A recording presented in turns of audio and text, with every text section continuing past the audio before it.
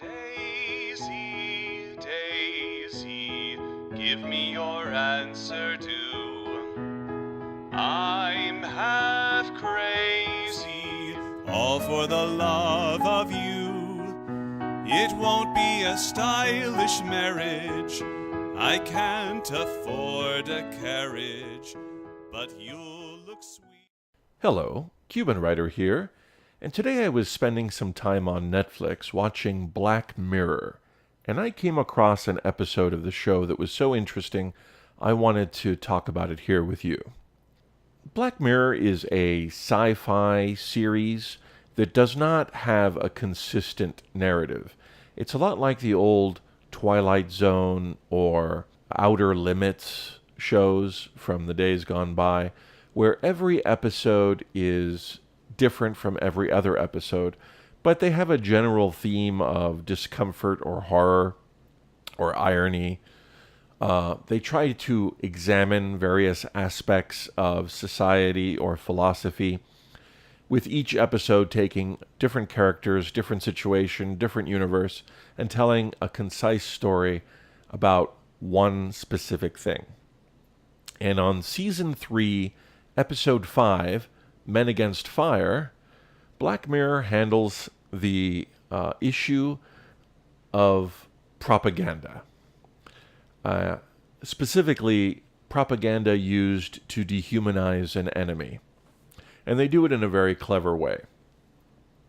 At the beginning of the episode, we see that we have soldiers operating in a near-future environment, and they have implants in their heads that allow them to interface with technology. They can see holographic maps of target areas. This helps them coordinate. It also handles communication and other aspects of human technology interface. The reason these soldiers are being deployed in the episode is they're hunting a race of subhuman creatures called roaches.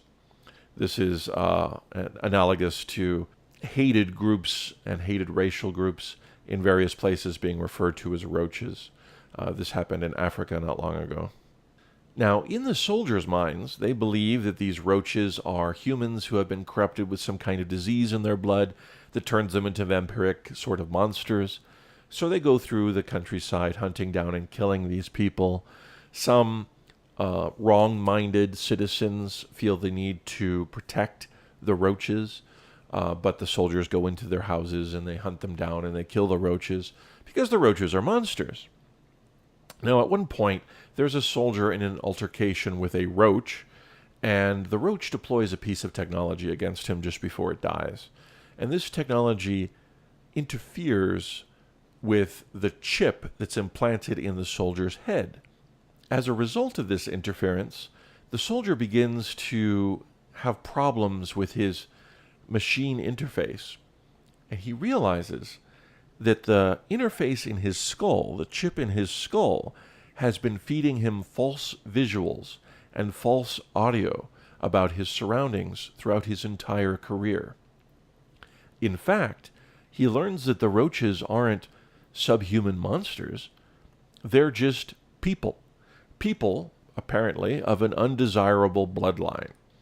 So he is committing genocide, and the chip in his head is helping him to do so by showing him images of monsters instead of men. Now, when he makes this realization, he tries to help the roaches, quote unquote, and he's eventually subdued by his own side.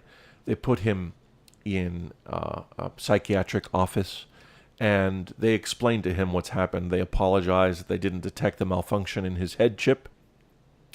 And they say, well, we do this because it's hard for you to commit genocide against a race of people because they look like people. But if we make them look like monsters, then you can kill them without hesitation. You can kill them without remorse. You can kill them because you don't consider them human. Now, the most powerful part of this episode comes when they give the soldier a choice. He can have his memory erased of the past several days so that he never realizes that he made this discovery that roaches were really human. He can have his memories erased and he can go on with his life believing that he's a good man, a good soldier who did a good thing, wiping out this undesirable, subhuman, monstrous race. Or he can go to jail and relive the heinous acts he committed for the rest of his days, knowing that he wasn't killing roaches, he was killing humans, and he will feel the terrible disgust with himself, the shame, the anger forever, until the day that he dies. And rather than face the reality of everything he has done, he elects to have his memory wiped, the chip in his head reset, and to return to his normal life, believing himself to be a hero. Because the alternative, realizing that he's been a monster this whole time, is so terrible that he can't face it. He would rather live the lie. So this episode really intrigued me for a couple of reasons. In this episode, I consider the chip in the head to be analogous to the propaganda that we feed ourselves about our opponents, about our enemies. They can be countries that we are invading and killing. They can be ideological enemies. They can be minority or majority races or classes of people. We feed ourselves this propaganda about them to dehumanize the enemy, allowing us to hurt them without remorse. If we don't consider them human, we don't have to feel bad about hurting them, about killing them, about marginalizing them, about taking their rights away. As long as we dehumanize them first, we can do anything we want to them. And the episode also addresses why we are so resistant to acknowledging this about ourselves. Because if we ever stopped to consider our enemy to be human, then we would have to feel disgusted with our actions for the rest of our lives. And this is an interesting scenario that I see both on the right and left political spectrum.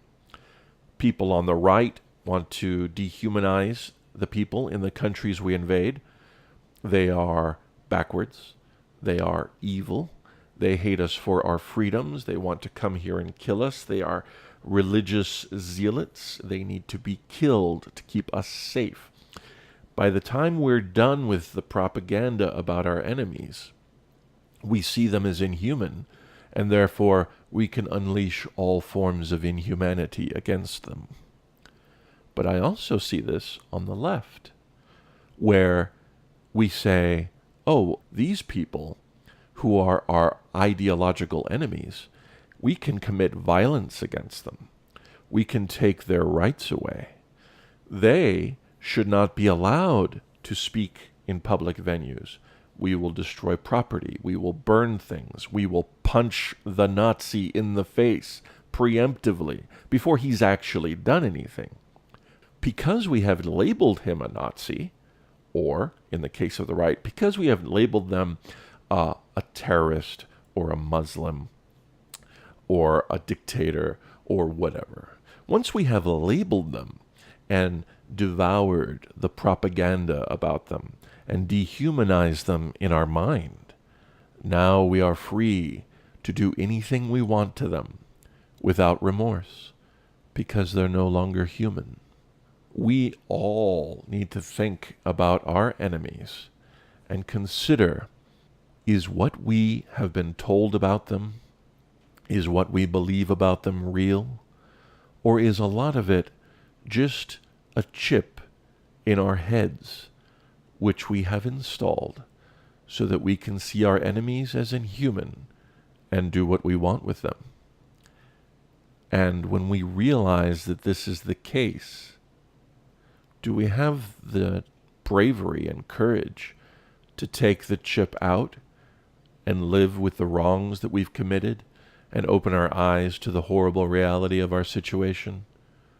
Or do we just shake our heads and shrug it off?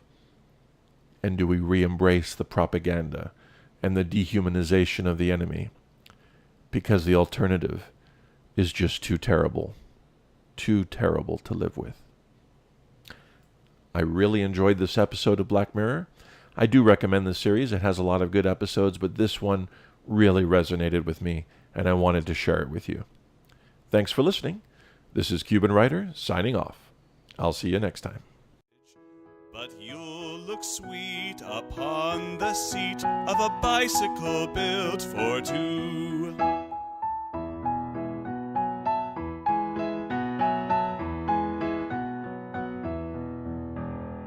Daisy, Daisy, give me your answer due.